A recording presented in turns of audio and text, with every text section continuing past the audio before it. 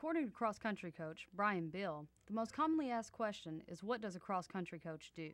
People think that maybe I just say go run or run faster, and that's really the days and ways of a cross-country coach. It starts many, many, many months before where we want to be at our fastest, which is the conference and NCAA regional meet, and ultimately NCAA nationals is where we're going to be.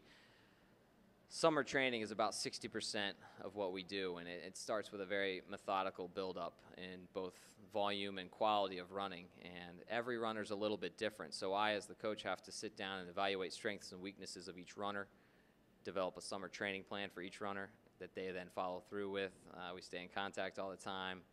And then when we get here into the season, it's about managing the day-in, day-out rigors of being a student athlete, and not one that can just come out and shoot, no offense, shoot a bunch of free throws and get good at shooting free throws.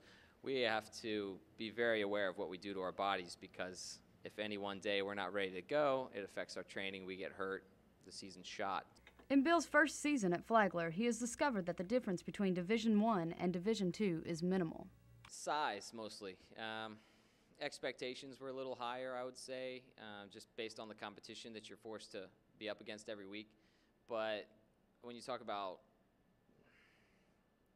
potential, there's not much. There's not much of a difference at all. I think this program here at Flagler can be as good or better than many of the schools I came in contact with as the coach at GW. So, reality, it's the facilities are, you're expected to be a little bit higher up at Division I, so they spend more money, so you have higher expectations. But when it gets down to results, you'll find that some of the best Division II programs in the country are better than over half of the Division I programs in the country. So when you get to cross-country coaching, we don't often have a whole lot of facilities. You give us some shoes and a road to run on, and we're good to go. So as far as Flagler cross-country goes, we're as well off as many of the Division I programs in the country. For the Flagler College Gargoyle, I'm Maggie Russell.